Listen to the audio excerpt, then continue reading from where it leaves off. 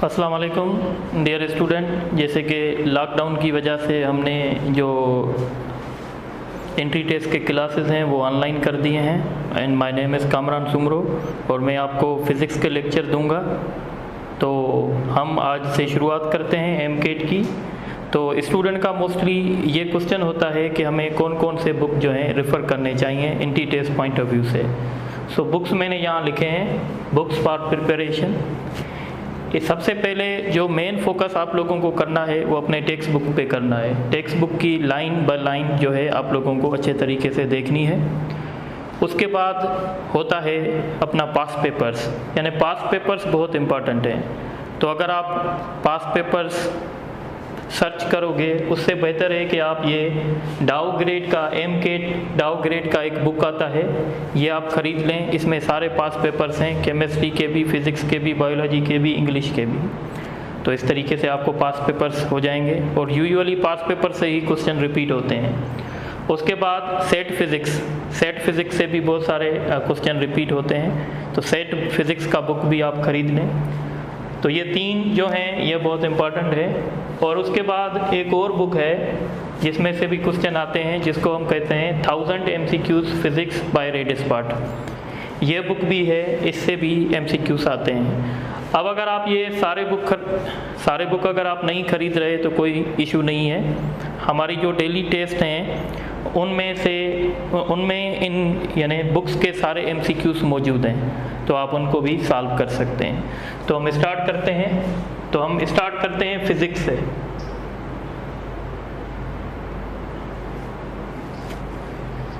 तो फिज़िक्स क्या है?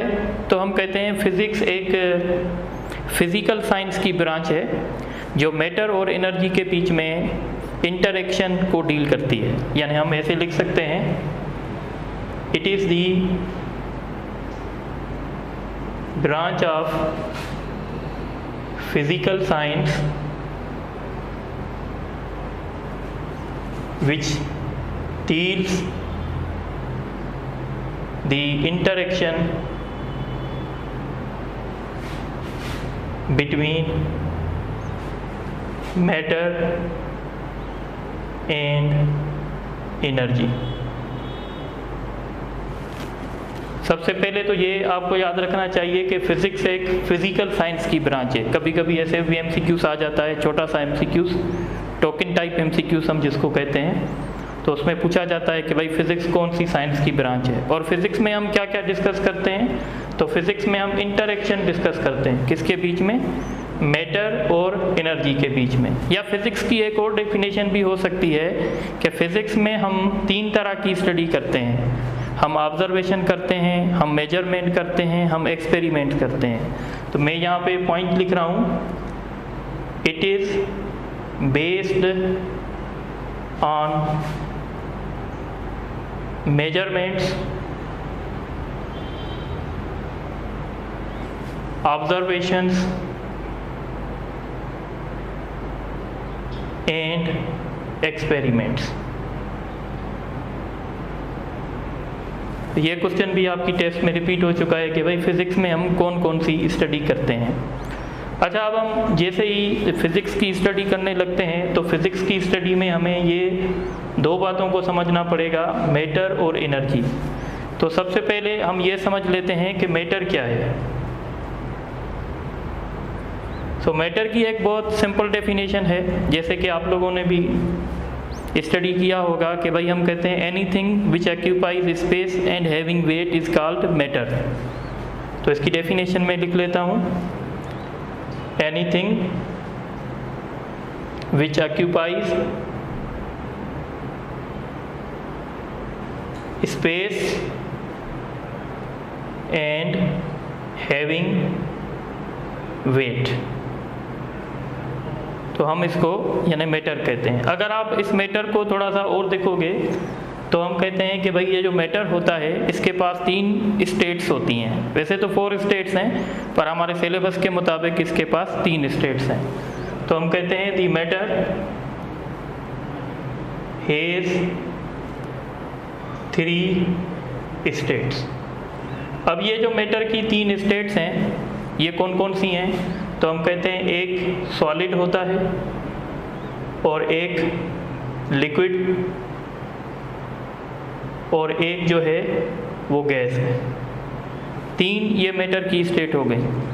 अगर आप इन स्टेट्स के बीच में इनको एलोबरेट करना चाहेंगे या इनके बीच में डिफरेंस देखना चाहेंगे तो हम ये कह सकते हैं कि भाई सॉलिड मैटर की वो स्टेट होती है जिसके पास डेफिनेट शेप होता है और डेफिनेट वॉल्यूम होता है। तो हम ऐसे कह सकते हैं a state of matter having definite shape and definite volume, यानी मैटर की वो स्टेट जिसके पास डेफिनेट शेप हो और डेफिनेट वॉल्यूम हो तो हम उसको कहते हैं सॉलिड। अगर आप सॉलिड के थोड़ी सी और स्टडी करना चाहेंगे तो हम कहते हैं सॉलिड के जो एटम्स होते हैं, सॉलिड्स के जो एटम्स होते हैं ये सॉलिड्स के एटम्स हैं। ये सॉलिड के एटम्स आपस में फ्रिमली अटैच होते हैं, यानी सॉलिड्स के एटम्स के बीच में इंटरमॉलिक्यूलर फोर्स जो है वो सबसे ज़्यादा होता है। और सॉलिड के जो मॉलिक्यूल्स होते हैं इनके बीच में स्पेस भी नहीं होता है। तो इसलिए हम कहते हैं कि हमारा जो सॉलिड होता है वो कंप्रेस नहीं हो सकता, क्योंकि कंप्रेस हमेशा वो चीज़ होती है जिनके एटम्स के या मॉलिक्यूल्स के बीच में स्पेस होती है। तो सॉलिड के लिए 2 पॉइंट लिखना बहुत इंपॉर्टेंट है। एक पॉइंट ये है, these have strongest intermolecular forces, इनके बीच में स्ट्रॉन्गेस्ट इंटरमॉलिक्यूलर फोर्स है। और हम ये भी कह सकते हैं कि these are incompressible, ये कंप्रेस नहीं कर सकते। और ये कंप्रेस क्यों नहीं कर सकते? ये इसलिए हम कंप्रेस नहीं कर सकते क्योंकि सॉलिड मॉलिक्यूल के बीच में जो है वो स्पेस नहीं है। अब सॉलिड के बाद हम डिस्कस करने लिक्विड। तो लिक्विड क्या है? तो हम कहते हैं लिक्विड मैटर की वो स्टेट है जिसके पास डेफिनेट वॉल्यूम होता है पर डेफिनेट शेप नहीं होता, यानी the state of matter having definite volume but no definite shape. अगर आप लिक्विड की स्टडी करेंगे तो हम कहते हैं लिक्विड के जो मॉलिक्यूल्स होते हैं वो एक दूसरे से थोड़ा सा सेपरेट होते हैं और इनके बीच में इंटरमॉलिक्यूलर फोर्स भी थोड़ा सा कम होता है as compare to solid.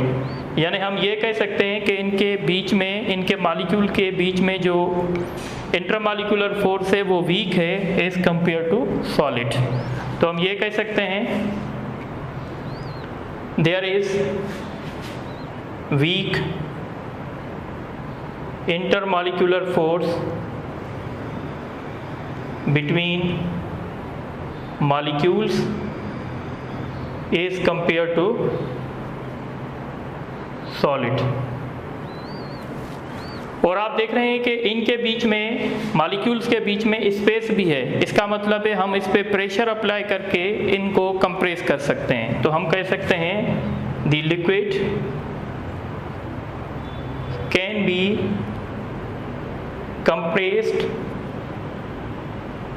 Eight little extent.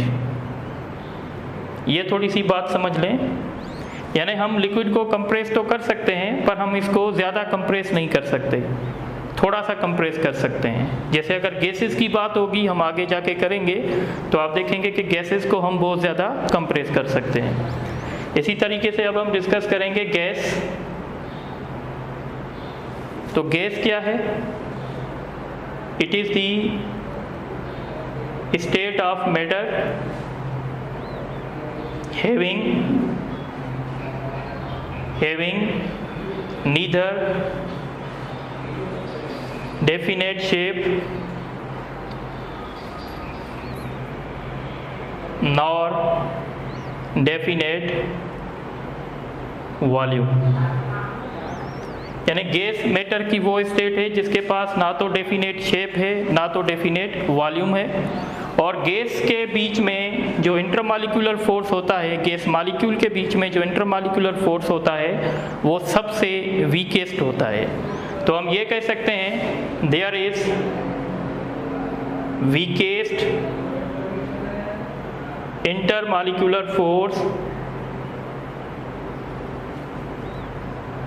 Between gas molecules, और इनके इंटरमॉलिक्यूलर फोर्स वीक होने की वजह से ये जो इनके मॉलिक्यूल्स हैं इनके बीच में स्पेस जो है वो बहुत ज़्यादा है। इसका मतलब है हम इन पे प्रेशर अप्लाई करके इनको कंप्रेस कर सकते हैं। तो हम कहते हैं इट कैन बी कंप्रेस। ये लिक्विड के हिसाब से ज़्यादा कंप्रेस होगी क्योंकि इनके मॉलिक्यूल के बीच में स्पेस बहुत ज़्यादा है, या हम ऐसे कह सकते हैं कि इनके मॉलिक्यूल्स के बीच में वीक इंटरमॉलिक्यूलर फोर्स है। आप ये नोट कर लें तो फिर इसको इरेज करते हैं। अच्छा, इसी तरीके से अभी जो हमने टॉपिक डिस्कस किया इसी पे हम MCQs भी कर रहे हैं साथों ही साथ। तो MCQs नंबर 1 है the physics is based on.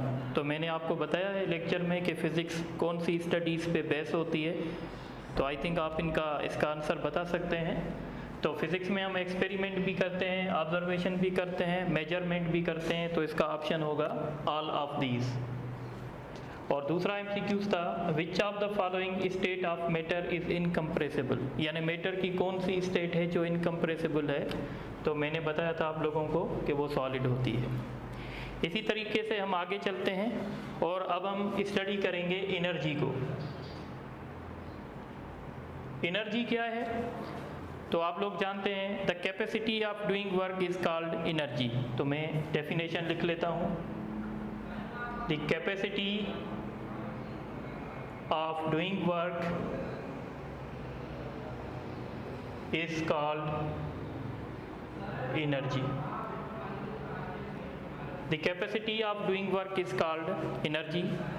और अगर आप इस एनर्जी को देखेंगे तो इस एनर्जी के बहुत सारे फॉर्म्स होते हैं। There are various forms of energy, पर हम यहाँ पे एक फॉर्म डिस्कस करेंगे जिसको कहते हैं मैकेनिकल एनर्जी। Mechanical energy. अब अगर आप इस मैकेनिकल एनर्जी को देखेंगे तो इस मैकेनिकल एनर्जी में दो हमारे पास फॉर्म्स आते हैं। एक को कहते हैं काइनेटिक एनर्जी और एक को कहते हैं potential energy. So kinetic energy और potential energy these are two types of mechanical energy. तो सबसे पहले काइनेटिक एनर्जी। तो काइनेटिक एनर्जी हम कहते हैं उस बॉडी के पास होती है जो बॉडी मूव करती है। जब बॉडी स्टेशनरी होगी उस बॉडी के पास पोटेंशियल एनर्जी हो सकती है, पर उस बॉडी के पास काइनेटिक एनर्जी कभी भी नहीं हो सकती। तो हम कहते हैं the energy possessed by body due to its motion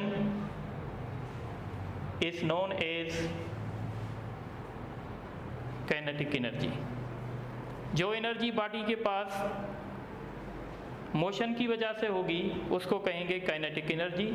और जो एनर्जी बॉडी के पास, अब देखें, the energy possessed by body due to its position is known as potential energy। उसको हम कहेंगे पोटेंशियल एनर्जी। अब energy possessed by body due to its position, तो पोजीशन से क्लियर नहीं हो रहा, तो हम इसको दूसरे वर्ड्स में क्लियर कर सकते हैं। हम ऐसे कह सकते हैं कि जब भी हम किसी फोर्स के अगेंस्ट काम करेंगे तो वो हमारा वर्क जो होगा, जो हम किसी भी फोर्स के अगेंस्ट करेंगे, वो बॉडी में स्टोर हो जाएगा in the form of potential energy. तो इसकी बेहतर डेफिनेशन ये है the work done against any force means field force, the work done against any force is called potential energy। तो ये डेफिनेशन क्लियर हो गई। मतलब जैसे मेरे हाथ में सपोज करें ये ग्राउंड है, ये ग्राउंड लेवल है और यहाँ पे एक बॉक्स पड़ा हुआ है। अगर इस बॉक्स को मैं ऊपर ले जाऊंगा तो ग्रेविटेशनल फोर्स जो है, सपोज मैं इस बॉक्स को यहाँ ले गया, ग्रेविटेशनल फोर्स जो है वो नीचे है, ये ग्रेविटेशनल फोर्स है, और मैंने फोर्स लगा के इस ब्लॉक को ऊपर ले गया। इसका मतलब है मैंने इस ब्लॉक को against the gravitational force move करवाया है। तो इसका मतलब है इस बॉडी में अब एक एनर्जी स्टोर हो जाएगी और उस एनर्जी का नाम होगा पोटेंशियल एनर्जी। अब ये जो पोटेंशियल एनर्जी है, इस पोटेंशियल एनर्जी के 3 टाइप्स होते हैं, वो भी मैं 1 बाय 1 यहाँ पे लिखूंगा। एक फॉर्म है पोटेंशियल एनर्जी का जिसको कहते हैं gravitational potential energy. Gravitational potential energy का मतलब होता है work done against the gravitational force. जैसे अभी जो मैंने आपको एग्जांपल दिया, ये ग्रेविटेशनल पोटेंशियल एनर्जी का एग्जांपल है। तो इसकी डेफिनेशन होगी the work done against gravitational force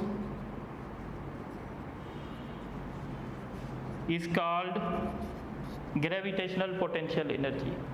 मतलब अगर मैं आपको कहता हूँ कि 10 मीटर हाइट पे एक बॉडी पड़ी हुई है जो स्टेशनरी है, तो उसके पास कौन सी एनर्जी है, तो आप कहेंगे उसके पास ग्रेविटेशनल पोटेंशियल एनर्जी है, क्योंकि वो ग्राउंड से 10 मीटर की हाइट पे है। इसी तरीके से दूसरा एग्जाम्पल है इलास्टिक पोटेंशियल एनर्जी। ये इंशाल्लाह हम चैप्टर नंबर 8 में डिस्कस करेंगे। इलास्टिक पोटेंशियल एनर्जी क्या है, तो हम कहते हैं कुछ हमारे पास ऐसी बॉडीज होती हैं जिनके पास इलास्टिसिटी होती है। जैसे स्प्रिंग है, इस स्प्रिंग के पास इलास्टिसिटी है। इलास्टिसिटी की वजह से जब हम इस स्प्रिंग को कंप्रेस करेंगे या स्ट्रेच करेंगे तो इस स्प्रिंग में एक रीस्टोरिंग फोर्स डेवलप होगा जिसको हम इलास्टिक रीस्टोरिंग फोर्स कहते हैं। सपोज करें अगर हम इस स्प्रिंग को ऐसे स्ट्रेच कर रहे हैं, जब हम इस स्प्रिंग को ऐसे स्ट्रेच करेंगे तो इलास्टिक रीस्टोरिंग फोर्स ऐसे एक्ट करेगा और हमने इस बॉडी को ऐसे मूव करवाया है। इसका मतलब है हमने इलास्टिक रीस्टोरिंग फोर्स के अगेंस्ट काम करवाया है और वो जो काम हमने इस बॉडी पे करवाया है वो इस ब्लॉक में स्टोर हो जाएगा। और किस फॉर्म में?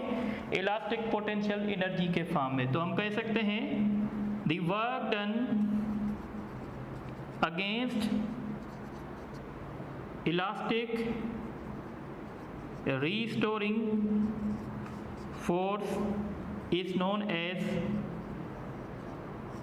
Elastic potential energy. आपसे पूछ सकते हैं कि भाई एक स्प्रिंग कंप्रेस है, कंप्रेस स्प्रिंग के पास कौन सी एनर्जी होती है, तो कंप्रेस स्प्रिंग के पास इलास्टिक पोटेंशियल एनर्जी होती है।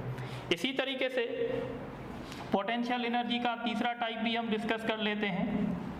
और पोटेंशियल एनर्जी का जो तीसरा टाइप है इसको कहते हैं electric potential energy. Electric potential energy जैसे आपने चैप्टर नंबर 12 में पढ़ा होगा कि जब भी हम किसी चार्ज को इलेक्ट्रिक फील्ड के अगेंस्ट मूव करवाते हैं, जब हम किसी भी टेस्ट चार्ज को इलेक्ट्रिक फील्ड के अगेंस्ट मूव करवाते हैं तो उस टेस्ट चार्ज में एक एनर्जी स्टोर हो जाती है और उस एनर्जी को कहते हैं इलास्टिक पोटेंशियल एनर्जी। सपोज करें ये हमारे पास इलेक्ट्रिक फील्ड है रेडियली आउटवर्ड और ये समझें कि कोई टेस्ट चार्ज है Q0। इस टेस्ट चार्ज को जब मैं मूव करवाऊंगा, सपोज यहाँ से यहाँ तक मैंने मूव करवाया तो इलेक्ट्रिक फोर्स ऐसे था और मैंने टेस्ट चार्ज को, ये इलेक्ट्रिक फोर्स था और मैंने टेस्ट चार्ज को ऐसे मूव करवाया, मतलब मैंने टेस्ट चार्ज को इलेक्ट्रिक फील्ड के अगेंस्ट मूव करवाया है। तो इसका मतलब है इस टेस्ट चार्ज में एक एनर्जी स्टोर हो जाएगी और उस एनर्जी का नाम होगा इलेक्ट्रिक पोटेंशियल एनर्जी। तो हम कहेंगे the work done against the work done on a charge against electric field. Charge से बेहतर है कि आप टेस्ट चार्ज लिख लें, टेस्ट चार्ज बेहतर होगा। The work done on a test charge against electric field is known as electric potential energy, और ये हम चैप्टर नंबर 12 में डिस्कस करेंगे। तो इसी तरीके से अब हमने समझ लिया है कि भाई मैटर क्या होता है और एनर्जी क्या होती है। इसी तरीके से यहाँ पे एक और सिंपल टर्म यूज़ होती है जिसको हम डिस्कस करेंगे, और इसको कहते हैं हम मास। मास को भी थोड़ा समझ लेते हैं। मास क्या है? तो हम कहते हैं the quantity of matter present in body is called मास, यानी किसी भी बॉडी के पास मैटर की कितनी क्वांटिटी है हम उसको मास कहते हैं। सो द क्वांटिटी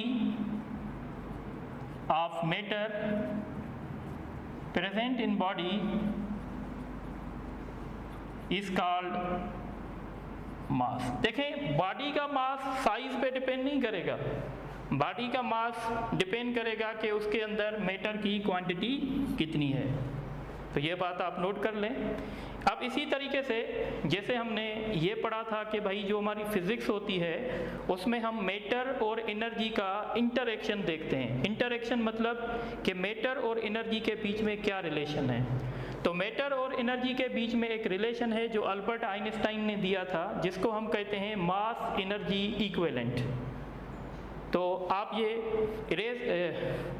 ये नोट कर दें ताकि मैं इसको इरेज करूं, तो फिर हम वो डिस्कस करते हैं। तो अब हम डिस्कस करेंगे मास एनर्जी इक्विवेलेंट। ये जो मास एनर्जी इक्विवेलेंट है ये अल्बर्ट आइंस्टाइन ने दिया हुआ है, और इस की जो इक्वेशन है मैथमेटिकल फॉर्म है E = mc²।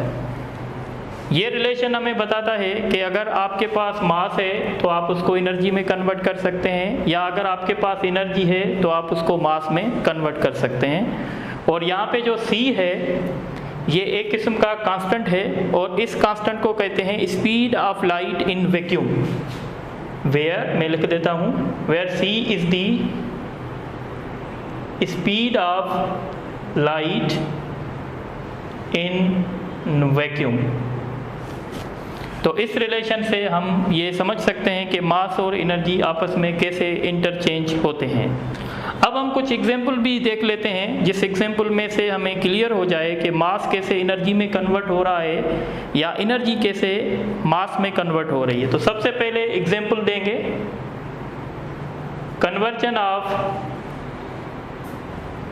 Conversion of matter into energy. तो कुछ ऐसे एग्जाम्पल दूंगा जो आपने भी सुने होंगे। तो सबसे पहला जो एग्जाम्पल है वो हमारे पास है न्यूक्लियर फिशन एंड, या इसको पहले समझ लेते हैं। न्यूक्लियर फिशन क्या है? तो न्यूक्लियर फिशन में आप जानते हैं कि एक आपके पास बड़ा न्यूक्लियाई होता है, heavy nuclei, for example uranium 235 हमारे पास होता है, और इस पे हम एक न्यूट्रॉन एब्जॉर्ब करवाते हैं। और याद रखिएगा ये न्यूट्रॉन सिलो होना चाहिए। ये एनटी टेस्ट में क्वेश्चन भी आया है कि भाई जो फिशन करवाता है वो कौन सा न्यूट्रॉन होता है, तो वो न्यूट्रॉन हमेशा सिलो होता है। तो ये एक यूरेनियम का एटम है और हम इसको न्यूट्रॉन एब्जॉर्ब कर रहे हैं। जैसे ही ये न्यूट्रॉन एब्जॉर्ब करेगा तो ये अनस्टेबल हो जाएगा और ये टूट जाएगा दो फ्रेगमेंट्स में। एक फ्रेगमेंट है क्रिप्टॉन और एक फ्रेगमेंट है बेरिलियम, और इसी के साथ 3 न्यूट्रॉन्स भी इमिट होंगे और कुछ एनर्जी भी हमें मिलेगी। तो इसी के साथ ये जो रिएक्शन हमारा हुआ, इस रिएक्शन में हमें कुछ एनर्जी मिल रही है। तो अगर हम ये समझें कि ये एनर्जी हमें कहाँ से मिली है, तो हम ऐसे समझ सकते हैं कि भाई क्रिप्टॉन और बेरियम का जब हम मास सम करेंगे तो इन दोनों का जो मास का सम होगा वो हमेशा छोटा पड़ जाएगा इसके मास से।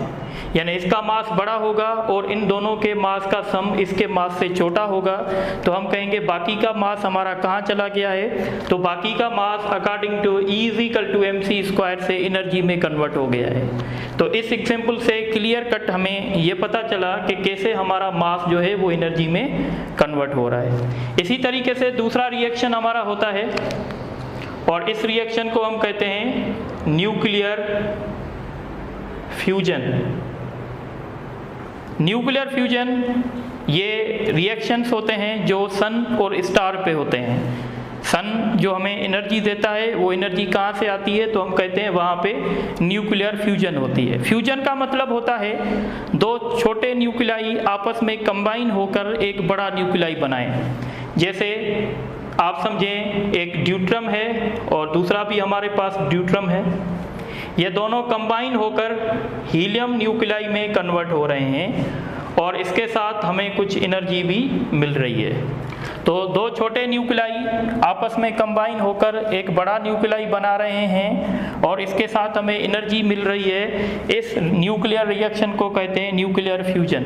अब वही क्वेश्चन है कि भाई ये एनर्जी कहाँ से आ रही है, तो ये एनर्जी कहाँ से आ रही है, तो हम कहेंगे कि भाई हीलियम का जो मास होगा वो कम होगा और इन दोनों का मास का जो सम होगा वो ज़्यादा होगा। यानी लेफ्ट साइड पे मास हमारे पास ज़्यादा है और राइट साइड पे हमारे पास मास कम है, तो बाकी का मास कहाँ चला गया, तो हम कहेंगे बाकी का मास जो है वो एनर्जी में चला गया अकॉर्डिंग टू E = mc²। तो ये जो दो एग्जाम्पल मैंने दिए ये conversion of matter into energy है। इसी के साथ एक और एग्जाम्पल भी है और वो एग्जाम्पल है हमारे पास एग्जाम्पल नंबर 3। इसको कहते हैं हम लोग पेयर प्रोडक्शन,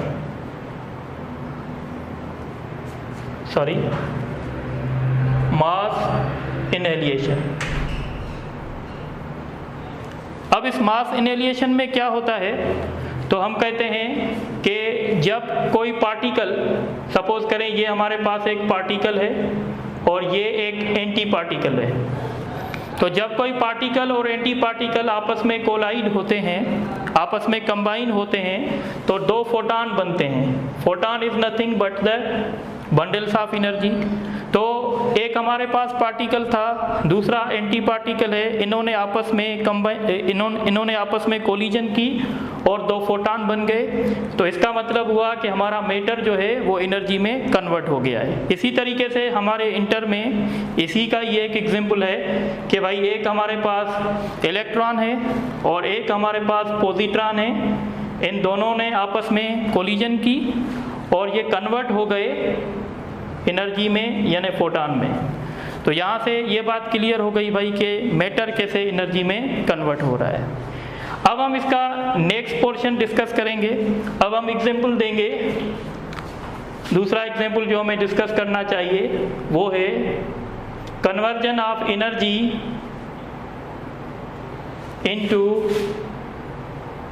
मैटर, कि एनर्जी कैसे मैटर में कन्वर्ट हो रही है। इसका एक ही एग्जाम्पल मैं दूंगा जो आप जानते हैं और वो है पेयर प्रोडक्शन।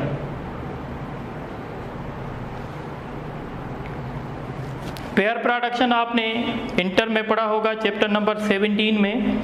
इसमें क्या होता है कि एक high energetic photon heavy nucleus के साथ, ये एक हेवी न्यूक्लियस है, एक हाई एनर्जेटिक फोटॉन आ रहा है यानी गामा रेज आ रहा है और ये हेवी न्यूक्लियस के साथ स्ट्राइक कर रहा है। जब गामा रेज जो कि हाई एनर्जी फोटॉन है, ये जब हेवी न्यूक्लियस के साथ स्ट्राइक करेगा तो यहाँ से एक पार्टिकल बनेगा और एक उसका एंटी पार्टिकल बनेगा। यानी जब गामा रेज हेवी न्यूक्लियस के साथ स्ट्राइक करेगा तो हमें एक मिलेगा इलेक्ट्रॉन और इलेक्ट्रॉन का एंटी पार्टिकल है पॉजिट्रॉन। तो ये दो पार्टिकल हमें मिल जाएंगे। तो इससे हमें ये पता चलेगा कि भाई ये जो एनर्जी थी E = hν, ये जो एनर्जी थी ये हमारी मैटर में कन्वर्ट हो गई है। तो ये एक एग्जाम्पल है conversion of energy into matter. तो आप इसको नोट कर लें तो फिर मैं इसको इरेज करता हूँ। अच्छा, आप जो हमने टॉपिक डिस्कस किए आपकी रिवाइज के लिए हम MCQs मैंने लिखे हैं 3 MCQs, इसको देख लेते हैं। क्वेश्चन नंबर 1 है a satellite is orbiting around earth it has. तो ये आपको बताना है कि एक सैटेलाइट अर्थ को राउंड कर रही है, उसके पास कौन कौन सी एनर्जी होगी। तो सबसे पहली बात तो आप ये देखें कि भाई सैटेलाइट मूव कर रही है, तो जो चीज़ मूव करेगी उसके पास काइनेटिक एनर्जी होगी, और क्योंकि सैटेलाइट अर्थ की ग्रेविटेशनल फील्ड में मूव कर रही है तो इसका मतलब है उसके पास पोटेंशियल एनर्जी भी होगी, तो इसके पास दोनों होंगे।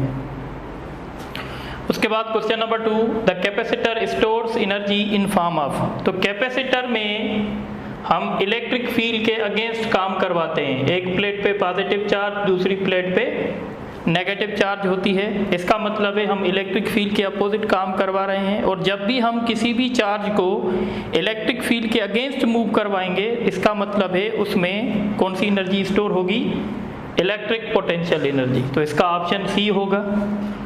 Question number 3, which of the following example represent the conversion of energy into matter.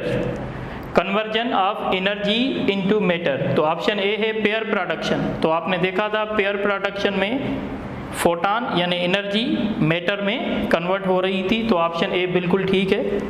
बाकी जो न्यूक्लियर फ्यूजन और न्यूक्लियर फिशन है, इसमें आपको पता है कि मैटर एनर्जी में कन्वर्ट होता है, तो इसका सही ऑप्शन जो है वो ए होगा। अब हम आगे चलते हैं और अब हमारा नेक्स्ट फेज है ब्रांचेस ऑफ फिजिक्स, कि फिजिक्स की कौन कौन सी ब्रांचेस हैं जो हमें डिस्कस करनी चाहिए। वैसे तो बहुत सारी ब्रांचेस हैं, पर हम उनमें से कुछ ब्रांचेस यहाँ पे डिस्कस करेंगे। सबसे पहले हम डिस्कस करते हैं मैकेनिक्स। मैकेनिक्स पहले डिस्कस कर लेते हैं। तो मैकेनिक्स क्या है, तो हम कहते हैं it is the branch of physics which deals the bodies which are in motion with or without description or reference of the force। पहले डेफिनेशन लिख लेते हैं, the study about bodies in motion with or without description of force, ये mechanics की definition है। यानी mechanics में हम बॉडीज़ के मोशन की स्टडी करेंगे, पर हम इस मोशन में फोर्स का रेफरेंस दे भी सकते हैं, फोर्स का रेफरेंस नहीं भी दे सकते। तो इसका मतलब होगा कि मैकेनिक्स के अंदर हमारे दो ब्रांचेस बनेंगी। एक ब्रांच का नाम होगा काइनेमेटिक्स और दूसरी ब्रांच का नाम होगा डायनामिक्स। दूसरी ब्रांच जो है उसका नाम है डायनामिक्स। तो अब आप इस काइनेमेटिक्स को समझें, तो ऊपर हमने दो बातें की हैं। हम कह रहे हैं कि हम विदाउट फोर्स भी स्टडी कर सकते हैं, विथ फोर्स भी स्टडी कर सकते हैं। तो जब हम मोशन की स्टडी करेंगे बगैर फोर्स के रेफरेंस से, तो वो होगी काइनेमेटिक्स। पर जब हम बॉडीज़ के मोशन की स्टडी करेंगे विथ डिस्क्रिप्शन ऑफ फोर्स, तो वो हो जाएगा डायनामिक्स। यानी अगर हम एक्सेलरेशन की बात कर रहे हैं, अगर हम सपोज करें डिस्टेंस की बात कर रहे हैं, या हम फ्री फॉल मोशन की बात कर रहे हैं, तो जो मोशन की इक्वेशंस हैं वो डायनामिक्स में होंगी, क्योंकि मोशन की इक्वेशंस में कहीं पे भी फोर्स की बात नहीं होती है। पर जब हम न्यूटन्स के लॉज की बात करेंगे, न्यूटन के first law, second law, third law, तो डेफिनेटली हम फोर्स की बात कर रहे हैं, तो डेफिनेटली हम डायनामिक्स की स्टडी करेंगे। तो इसकी डेफिनेशन लिख लेता हूँ, the study about motion of bodies without a reference of force। इसी तरीके से डायनामिक्स में क्या होगा, the study about motion of bodies with reference of force. तो ये सारी बातें होंगी। इसी तरीके से हम फिर दूसरी ब्रांच डिस्कस करेंगे, और दूसरी ब्रांच है थर्मोडायनामिक्स। थर्मोडायनामिक्स, अब थर्मोडायनामिक्स क्या है, तो हम कहते हैं द स्टडी अबाउट, पहले लिख लेता हूं मैं, the study about conversion of heat into other forms of energy is called thermodynamics। यानी थर्मोडायनामिक्स वो स्टडी होती है फिज़िक्स में जिसमें हम स्टडी करते हैं कि भाई हीट को दूसरे फॉर्म्स ऑफ एनर्जी में कैसे जो है वो कन्वर्ट किया जाए। ये हम चैप्टर नंबर 11 में पढ़ते हैं इंटर में। इसी तरीके से एक और ब्रांच है और इसको कहते हैं एटॉमिक फिजिक्स। एटॉमिक फिजिक्स क्या है? तो हम कहते हैं the study about structure of atom apart from nucleus. यानी न्यूक्लियस को छोड़ के बाकी अगर हम एटम का स्ट्रक्चर डिस्कस कर रहे हैं, इलेक्ट्रॉन की एनर्जी को यानी जो कैलकुलेट कर रहे हैं, उसका रेडियस कैलकुलेट कर रहे हैं और शेल का रेडियस कैलकुलेट कर रहे हैं, तो मतलब ये एटॉमिक फिजिक्स है। तो एटॉमिक फिजिक्स क्या है? The study about structure of atom apart from nucleus। तो इसको हम कहते हैं एटॉमिक फिजिक्स। यानी ये आप जानते हैं कि ये हमारा न्यूक्लियस होता है और ये वेरियस शेल होते हैं जिसमें इलेक्ट्रॉन न्यूक्लियस को ऑर्बिट करता है। इस न्यूक्लियस के अंदर प्रोटॉन और न्यूट्रॉन होते हैं और ये हमारा जो है वो इलेक्ट्रॉन होता है जो इन न्यूक्लियस को ऑर्बिट करता रहता है और इसको हम कहते हैं शेल। तो शेल में इलेक्ट्रॉन न्यूक्लियस को ऑर्बिट करता रहता है। न्यूक्लियस के अंदर प्रोटॉन और न्यूट्रॉन होते हैं और इन प्रोटॉन और न्यूट्रॉन को कलेक्टिवली न्यूक्लियॉन्स कहा जाता है। न्यूक्लियॉन्स उसको कहते हैं जो न्यूक्लियस के अंदर रहते हैं। तो इसी तरीके से हम ये स्टडी कर सकते हैं। और याद रखिएगा, अगर आप इन इलेक्ट्रॉन्स की ट्रांजिशन की बात कर रहे हैं तो भी आपको एटॉमिक फिजिक्स पढ़नी पड़ेगी। इसी तरीके से आगे जाके हम एक्स रेज की स्टडी करते हैं तो एक्स रेज की स्टडी भी हम कहते हैं कि भाई इसमें की जाती है कि भाई एक्स रेज कैसे बनते हैं। तो इस तरीके से ये पूरी स्टडी एटॉमिक फिजिक्स में होती है। या इसी तरीके से आगे हम लेज़र लाइट पढ़ते हैं कि भाई लेज़र कैसे बनता है। तो लेज़र लाइट की जो स्टडी है वो भी एटॉमिक फिजिक्स में की जाती है। तो आप इसको नोट कर लें तो मैं रेस कर दूँ। अच्छा, अब हम एक और ब्रांच डिस्कस करेंगे और उस ब्रांच का नाम है न्यूक्लियर फिजिक्स। तो अगर आप न्यूक्लियर फिजिक्स की बात करें तो जैसे हमने कहा था एटॉमिक फिजिक्स में कि हम न्यूक्लियस को छोड़ के बाकी एटम की स्टडी करेंगे, तो अगर हमें सिंपली न्यूक्लियस की स्टडी करनी है तो उसके लिए हमारे पास न्यूक्लियर फिजिक्स है। न्यूक्लियर फिजिक्स को हम ऐसे कह सकते हैं, the study about nucleus and its changes is known as nuclear physics. यानी इसमें हम न्यूक्लियस की स्टडी करेंगे, न्यूक्लियस की प्रॉपर्टीज स्टडी करेंगे। न्यूक्लियस की कुछ प्रॉपर्टीज होती हैं जैसे मास नंबर होता है, जैसे चार्ज नंबर होता है, न्यूक्लियॉन नंबर होता है। इसी तरीके से फिर चेंजेस होती हैं जैसे न्यूक्लियर फ्यूजन हो गई, न्यूक्लियर फिशन हो गई, रेडियो एक्टिविटी हो गई। तो ये सारी बातें हम न्यूक्लियर फिजिक्स में स्टडी करते हैं। तो याद रखिएगा, ये जो न्यूक्लियर फ्यूजन है और न्यूक्लियर फिशन है, ये हमेशा हम न्यूक्लियर फिजिक्स में स्टडी करते हैं। इसी तरीके से अब हम एक और ब्रांच डिस्कस करने वाले हैं और उस ब्रांच का नाम है पार्टिकल फिजिक्स। ये थोड़ा सा समझ लें क्योंकि particle physics synth text book में इतना डिस्कस नहीं है, तो मैं थोड़ा सा इसको ज़्यादा एक्सप्लेन करूँगा। तो पार्टिकल फिजिक्स क्या है? तो हम कहते हैं the study about subatomic particle. The study about subatomic particle is called the particle physics. अब बेसिकली जो हमारे पास छोटे पार्टिकल्स होते हैं उनके दो टाइप्स होते हैं। तो पार्टिकल के फंडामेंटली दो टाइप्स हैं। एक पार्टिकल को हम कहते हैं, अगर हम बात करें कि भाई हमारे पास पार्टिकल्स कौन कौन से हैं, तो बेसिकली हमारे पास दो पार्टिकल्स हैं। एक को कहते हैं फर्मियंस और एक को कहते हैं बोसॉन्स। अब आप समझें कि ये जो फर्मियान्स हैं ये क्या हैं और ये बोसॉन्स क्या हैं। तो हम कहते हैं फर्मियान्स वो हैं जो पार्टिकल मैटर बनाते हैं, यानी जो मास के बने होते हैं या जो मैटर के बने होते हैं, मेड ऑफ मैटर ऐसे कह सकते हैं।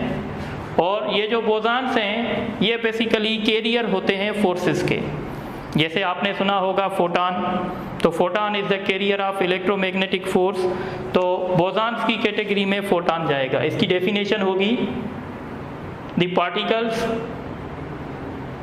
विच आर कैरियर ऑफ फोर्स, जो फोर्स के कैरियर हैं। जैसे हमारे पास 5 जो हैं, जैसे हमारे पास 4 जो हैं वो फंडामेंटल फोर्सेस हैं। जैसे आप कहते हैं strong nuclear force, weak nuclear force, उसके बाद हमारे पास होता है इलेक्ट्रोमैग्नेटिक फोर्स और ग्रेविटेशनल फोर्स। तो इन फोर्सेस के जो कैरियर होते हैं उनको हम बोसॉन्स कहते हैं। बहरहाल अभी तक आप एक जानते हैं कैरियर, और वो है फोटॉन। तो फोटॉन इसकी कैटेगरी में जाएगा। बाकी इलेक्ट्रॉन है, प्रोटॉन है, न्यूट्रॉन है, जितने भी पार्टिकल्स हैं वो इस कैटेगरी में जाएंगे। ये एक बहुत बड़ी कैटेगरी है। इसके अंदर 2 कैटेगरी हम बनाते हैं। एक इसकी कैटेगरी होती है लेप्टॉन और दूसरी इसकी कैटेगरी होती है हेड्रॉन। हेड्रॉन और लेप्टॉन्स, तो हम इसको समझ लेते हैं कि भाई हेड्रॉन्स क्या होते हैं और लेप्टॉन्स क्या होते हैं। याद रखिएगा, जिन पार्टिकल्स के बीच में स्ट्रांग न्यूक्लियर इंटरेक्शन नहीं होगी उनको कहेंगे लेप्टॉन्स, और जिन पार्टिकल्स के बीच में स्ट्रांग न्यूक्लियर इंटरेक्शन होगी उसको कहेंगे हेड्रॉन्स। अब स्ट्रांग न्यूक्लियर इंटरेक्शन क्या है तो थोड़ा समझ लें। जैसे हमारे पास न्यूक्लियस है, न्यूक्लियस के अंदर प्रोटॉन और न्यूट्रॉन होता है। तो ये जो प्रोटॉन और न्यूट्रॉन हैं, जो फोर्स इन प्रोटॉन और न्यूट्रॉन को न्यूक्लियस के अंदर बाइंड कर रहा है, उस फोर्स को कहते हैं स्ट्रांग न्यूक्लियर फोर्स। यानी स्ट्रांग न्यूक्लियर फोर्स प्रोटॉन और न्यूट्रॉन के बीच में है। तो ये मैं लिख लेता हूँ, strong nuclear force, the force which holds the proton and neutron in nucleus। इनको हम डिटेल में पढ़ेंगे। तो स्ट्रांग न्यूक्लियर फोर्स ये है। तो हम कहते हैं जिन पार्टिकल्स के बीच में स्ट्रांग न्यूक्लियर फोर्स की इंटरेक्शन होगी उनको हेड्रॉन्स कहेंगे, और जिन पार्टिकल्स के बीच में स्ट्रांग न्यूक्लियर फोर्स की इंटरेक्शन नहीं होगी उनको लेप्टॉन्स कहेंगे। तो इसी तरीके से hadrons means the particles having strong nuclear force interaction, और इनमें नहीं होगी the particles which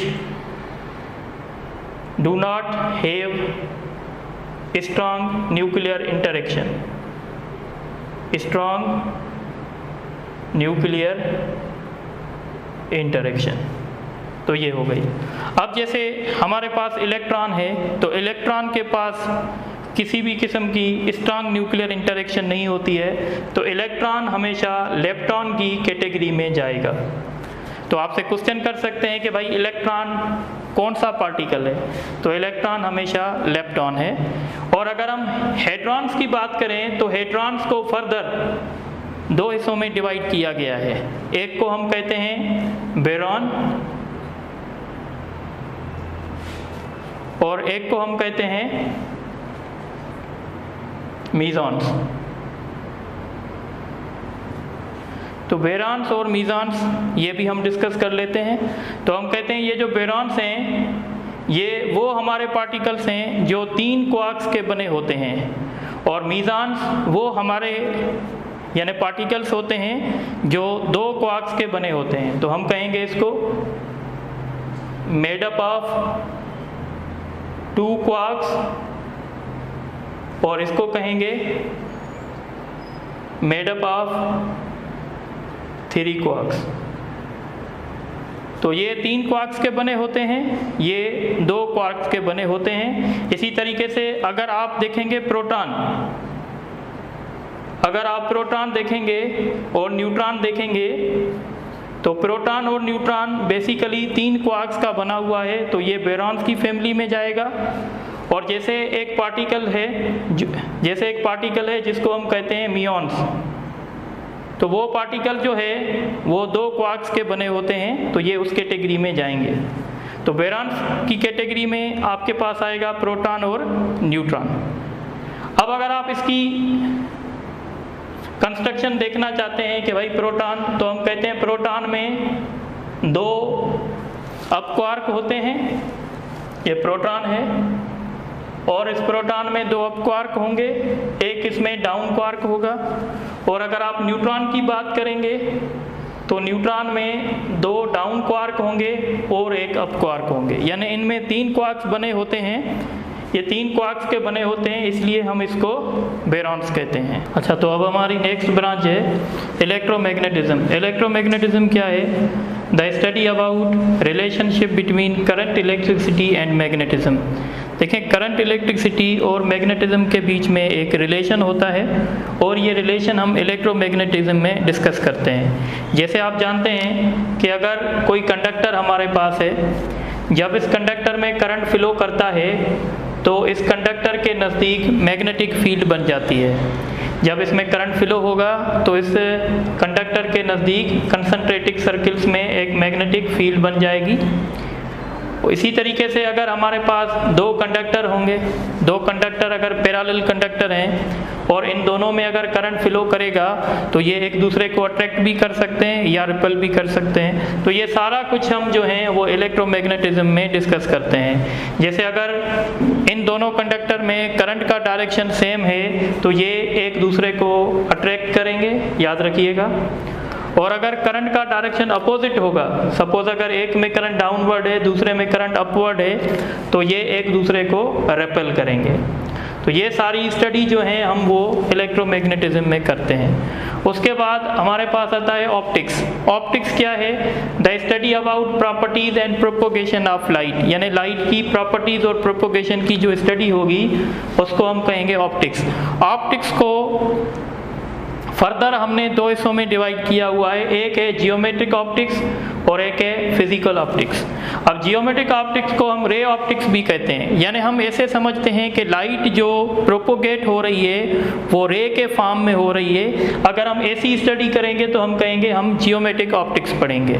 geometric optics में हम लेंसेज पढ़ते हैं, क्योंकि लेंसेज में हम ये कंसीडर करते हैं कि लाइट जो हमारे पास आ रही है वो रेज के फॉर्म में आ रही है। तो लेंसेज की स्टडी हो गई, मिरर्स की स्टडी हो गई, माइक्रोस्कोप की स्टडी हो गई, ये सारी हम जियोमेट्रिक ऑप्टिक्स में करेंगे। दूसरी प्रॉपर्टी हमारे पास है या दूसरी इसकी ब्रांच है इसकी ऑप्टिक्स की, इसको कहते हैं हम फिजिकल ऑप्टिक्स। फिजिकल ऑप्टिक्स को हम वेव ऑप्टिक्स भी कहते हैं। जैसे आप जानते हैं कि लाइट के पास ड्यूअल नेचर है, लाइट के पास वेव नेचर भी है, लाइट के पास पार्टिकल नेचर भी है। पर जब हम लाइट की वेव नेचर डिस्कस करेंगे तो हम कहेंगे हम फिजिकल ऑप्टिक्स डिस्कस कर रहे हैं। यानी अगर हम लाइट की इंटरफेरेंस डिस्कस करेंगे, लाइट की डिफ्रैक्शन डिस्कस करेंगे, तो हम कहेंगे हम फिजिकल ऑप्टिक्स जो हैं वो डिस्कस कर रहे हैं। यानी इसमें हम क्या पढ़ सकते हैं? इसमें हम इंटरफेरेंस ऑफ लाइट डिस्कस कर सकते हैं, इसमें हम लाइट की डिफ्रैक्शन डिस्कस कर सकते हैं। तो ये सारा कुछ जो है हम फिजिकल ऑप्टिक्स में डिस्कस करते हैं। पर अगर हमें रिफ्लेक्शन पढ़नी है, रिफ्रैक्शन पढ़नी है, तो रिफ्लेक्शन और रिफ्रैक्शन यहाँ पे स्टडी की जाएगी। यानी जियोमेट्रिक ऑप्टिक्स में हम रिफ्रैक्शन भी डिस्कस कर सकते हैं, रिफ्रैक्शन ऑफ लाइट, या हम रिफ्लेक्शन भी डिस्कस कर सकते हैं। जैसे आप जानते हैं जब हम लेंसेज पढ़ते हैं तो लेंसेज में रिफ्रैक्शन होती है, और जब हम मिरर्स पढ़ते हैं तो मिरर्स में रिफ्लेक्शन होती है। तो ये सारी स्टडी इसमें होती है। इसके बाद है solid state physics. Solid state physics हम इंटर क्लास में पढ़ते हैं। ये क्या है? The study about structure and properties of solids, यानी सॉलिड्स की हम प्रॉपर्टीज़ भी देखना चाहते हैं, उसका स्ट्रक्चर भी देखना चाहते हैं, यूजुअली हम इलेक्ट्रिकल प्रॉपर्टी देखते हैं, तो ये सारा कुछ सॉलिड स्टेट फिजिक्स में डिस्कस किया जाता है। इसके बाद हमारे पास ब्रांच है प्लाज्मा फिजिक्स। जैसे आप जानते हैं प्लाज्मा मैटर की फोर्थ स्टेट है, उसमें हाईली आयोनाइज्ड पार्टिकल होते हैं, तो हम ऐसे कह सकते हैं the study about highly ionised state of matter या highly ionised particles is known as the plasma physics. Plasma physics के बाद हमारे पास है एक्वेस्टिक्स। एक्वेस्टिक्स क्या है? The study about properties and propagation of sound. तो इसी तरीके से हम ये सारी ब्रांचेस डिस्कस करते हैं, और अभी आप इनको नोट कर दें तो फिर हम इन पे MCQs डिस्कस करेंगे। अच्छा, अभी जो हमने ये पूरा लेक्चर आप लोगों को दिया, अब हम इस पे कुछ MCQs डिस्कस कर रहे हैं जिससे आपकी रिवीजन हो जाएगी। एक MCQ से which of the following is lepton, इनमें से कौन सा पार्टिकल है जो लेप्टॉन है? तो मैंने आपको बताया था लेप्टॉन उसको कहते हैं जिनमें स्ट्रांग न्यूक्लियर इंटरेक्शन नहीं होती है, तो इनमें से वो पार्टिकल है इलेक्ट्रॉन। इलेक्ट्रॉन जो है वो लेप्टॉन है। उसके बाद क्वेश्चन नंबर 2 है the nuclear fusion and fission will be studies in. तो न्यूक्लियर फ्यूजन और न्यूक्लियर फिशन को हम किस में पढ़ेंगे? क्योंकि ये न्यूक्लियर चेंजेस हैं, तो डेफिनेटली हम इसको न्यूक्लियर फिजिक्स में स्टडी करेंगे। इसके बाद क्वेश्चन नंबर 3 है the proton is made up of. ये क्वेश्चन फेडरल की मतलब जो यूनिवर्सिटीज़ होती हैं उसमें 2-3 मरतबा आ चुका है। तो जो प्रोटॉन है, प्रोटॉन में 3 क्वार्क्स होते हैं, 3 में से 2 क्वार्क्स अप होते हैं और 1 क्वार्क डाउन होता है, तो 2 अप एंड 1 डाउन क्वार्क, ये ऑप्शन ठीक है। इसी के बाद क्वेश्चन है The study of conversion of heat energy into other forms of energy is known as, तो हम इसको कहते हैं थर्मोडायनामिक्स, जैसे मैंने आपको पहले डिस्कस किया था। उसके बाद क्वेश्चन है 2 parallel conductor carries current in opposite direction. अगर अपोजिट डायरेक्शन में करंट कैरी करेंगे तो मैंने आपको थोड़ी देर पहले बताया है, तो वो एक दूसरे को रिपेल करेंगे। उसके बाद क्वेश्चन है laser light will be studies इन। अच्छा, अब लेज़र लाइट कैसे बनती है? तो आपको पता है लेज़र लाइट इलेक्ट्रॉन की ट्रांजिशन की वजह से बनती है, और इलेक्ट्रॉन की जो ट्रांजिशन होती है वो हमेशा हम एटॉमिक फिजिक्स में डिस्कस करते हैं, तो इसका ऑप्शन होगा एटॉमिक फिजिक्स। उसके बाद क्वेश्चन है proton and neutron belongs to. Neutron यानी प्रोटॉन और न्यूट्रॉन किस फैमिली से बिलोंग करते हैं? तो ये बोरॉन्स के साथ बिलोंग करते हैं, क्योंकि ये 3 क्वार्क्स के बने होते हैं। उसके बाद क्वेश्चन है Newton's laws of motion will be studies in. तो न्यूटन्स लॉज ऑफ मोशन हम किस में पढ़ते हैं? तो न्यूटन लॉज ऑफ मोशन जो होते हैं ये बेसिकली फोर्स को डिस्क्राइब कर रहे होते हैं, तो इसलिए हम इसको डायनामिक्स में डिस्कस करेंगे। तो आज का लेक्चर नंबर 1 यहाँ पे एंड होता है। इंशाल्लाह फिर नेक्स्ट लेक्चर में कुछ और टॉपिक डिस्कस करेंगे। Thank you.